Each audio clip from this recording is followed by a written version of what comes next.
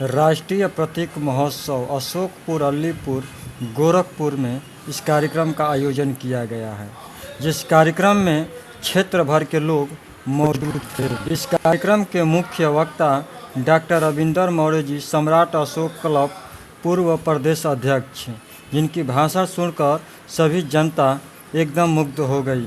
पत्रकार के भी मन में कोई सवाल नहीं था, लेकिन राष्ट्रीयता से ओतप्रोत मन में एक अलग ही जिज्ञासा जग रही थी। तमाम तरह के पत्रकार ने सवाल किया, क्रॉस सवाल भी किया और राष्ट्र के प्रति भी सवाल किया। सभी सवालों का जवाब बहुत ही शालीनता से मुख्य वक्ता डॉक्टर रविंदर मौर्य जी देते हुए नजर आए। आइए सुनवाते हैं उन्होंने राष्ट्र के प्रति क्या क्या कहा है।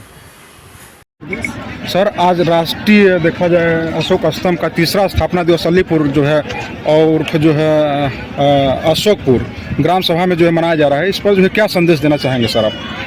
सबसे पहले तो मैं आप सभी चैनल के माध्यम से सभी राष्ट्र प्रेमियों को धन्यवाद ज्ञापित करता हूं और इस अलीपुर के लोगों को मैं विशेष धन्यवाद ज्ञापित करता हूं कि एक ऐसे चीज़ का निर्माण करा है जो देश की एकता और अखंडता को कायम करते हैं। बहुत से लोग अपने धर्म के लिए मंदिर बनाते हैं, मस्जिद बनाते हैं, तो एक धर्म और एक संप्रदाय एक पंथ के लिए होता है। लेकिन जब हम अशोक स्तंभ बनाते हैं तो पूरे राष्ट्र के लिए होता है। और जब हमारा देश का राष्ट्राध्यक्ष या हमारे प्रधानमंत्री अगर किसी भी देश में जाते हैं तो मंदिर मस्जिद को लेकर नहीं जाते हैं, बल्कि वो राष्ट्रीय चिन्ह को लेकर के जाते हैं। और अभी हमारे यशस्वी प्रधानमंत्री जी गए भी थे तो उन्होंने कहा कि मैं उस देश का प्रतिनिधित्व करता हूं जिस देश ने बुद्ध दिया है, बुद्ध नहीं दिया। सर, देखा जाए विश्व गुरु का इस समय जो है चर्चा चल रहा है और देखा जाए अशोक के जो जीवन काल था उसी समय जो कहीं कहीं देखा जाए पूरे विश्व में जो है इनका जो ज्ञान रूपी चीज़ें थी और जो इनका जो योद्धा वाली चीज़ें थी वो तमाम चीज़ जो है पूरा एशिया में जो लगभग फैला।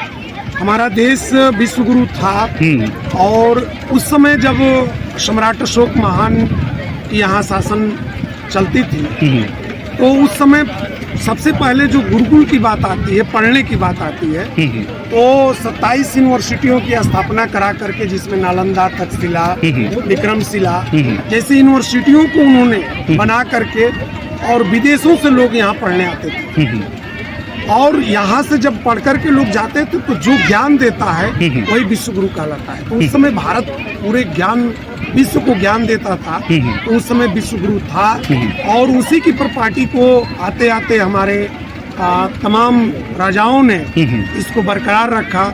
लेकिन आज अब कौन से लोग ये सोच रहे हैं कि हम विश्व गुरु बनेंगे, जब हम विश्व गुरु थे ही तो आज भी हैं। इसमें कोई विश्व गुरु बनने की तो होड़ नहीं लगी है। आज भी जापान, कोरिया जितने भी बौद्धिक राष्ट्र हैं सब के सब भारत के तरफ देख रहे हैं कि भारत जो है जहाँ से ज्ञान का प्रकाश निकलता था आज वो कहाँ खो रहा है, उसकी परिकल्पना कर राष्ट्रीय जो अशोक स्तंभ है इसको संदेश हम लोग ये देना चाहेंगे कि जितना आज देखा जाए हमारे देश में तो बच्चे बच्चे अपने धर्म और संप्रदाय के प्रति जागरूक है, सहिष्णु है, लेकिन राष्ट्र के प्रति नहीं है। जैसे आप कहीं भी देखेंगे जब राष्ट्रगान होता है तो 52 सेकंड लगता है, 1 मिनट भी नहीं लगता है। और मैं देखा हूँ कि लोगों को कहा जाए कि भाई राष्ट्रगान हो रहा है तो बोलते हैं कि 1 मिनट का समय नहीं है। तो जब हमारा देश के भारतीय लोगों को 1 मिनट का राष्ट्रगान गाने के लिए समय नहीं है तो फिर हम देश को राष्ट्रीय एकता और अखंडता में कैसे बांध सकते हैं। एक सवाल और करना चाहेंगे सर, जो अशोक स्तंभ है उसमें जो रिंग है उसमें जो है देखा जाए 24 तिल्लियां हैं, या किस चीज को दर्शाती हैं? थोड़ा इस पर जो प्रकाश डालिए सर। ये अशोक चक्र है तो भगवान बुद्ध के काल में 2 चक्र हुआ करते थे, एक को धम्म चक्र कहते हैं और एक को अशोक चक्र कहते हैं। अशोक चक्र में 24 तिल्लियां हैं और धम्म चक्र में 32 तिल्लियां होती हैं।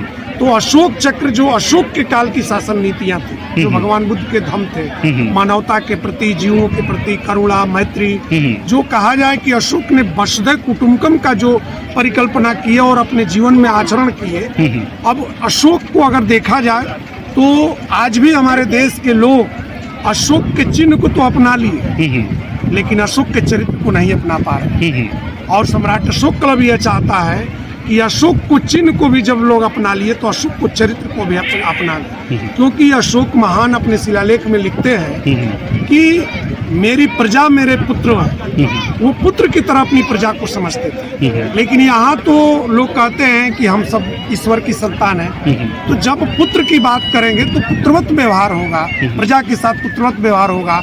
और यही जो कारण था, दुनिया ने लोगों पर विजय किया, लेकिन अशोक ने लोगों के दिलों पर विजय किया। सर गर्व सिखाओ कि हम, गर्व सिखाओ कि हम। एक सवाल लूंगा, आप राष्ट्रीय प्रतीक चिन्ह यहाँ पर मनवा रहे हैं लाखों रुपए लगा करके, कोई तिरंगे से मुंह पोछ रहा है, इसके बारे में क्या कहना चाहते हैं? इसके माध्यम, आपके चैनल के माध्यम से मैं कहना चाहूँगा कि जो सोशल मीडिया पर ये चल रहा है, ऐसे लोगों पर राष्ट्रद्रोह का मुकदमा लगना चाहिए।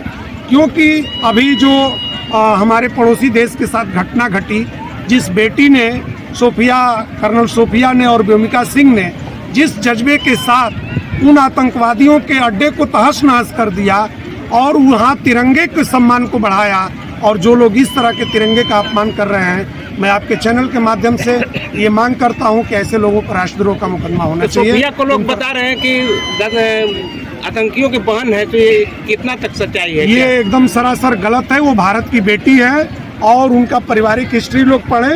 वो लोग जो भारत को धर्म के नाम पर बांटना चाहते हैं, वही लोग इन बेटियों को, ऐसे जाबाज साथियों को जो इस देश के लिए अपनी जान की बाजी लगा रहे हैं, जब हम लोग रात को सो रहे थे उस समय वो भारत की बेटी जाकर के पाकिस्तान में बम गिरा रही थी।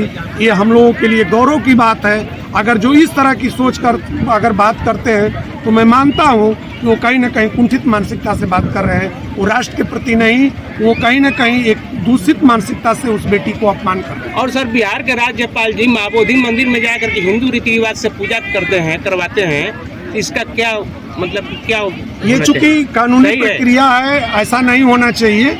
जब हमारे देश में संविधान कहता है, जब संविधान की उद्देशिका पढ़ेंगे तो उसमें स्पष्ट लिखा है कि सभी लोगों को अपनी पूजा उपासना करने की स्वतंत्रता है।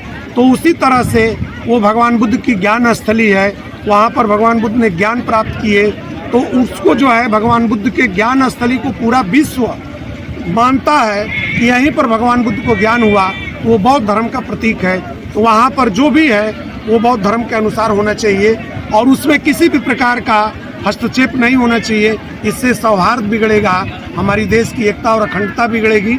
मैं आपके चैनल के माध्यम से ये भी कहना चाहूँगा कि जो भी लोग बौद्धिक विचार भगवान बुद्ध के धर्म को मानते हैं, वो करुणा, मैत्री और प्रज्ञा से अपने आंदोलन को चलाएं, और आज नहीं तो कल विजय उनकी जरूर होगी। इसके लिए मैं आप लोगों का धन्यवाद ज्ञापित करता हूँ।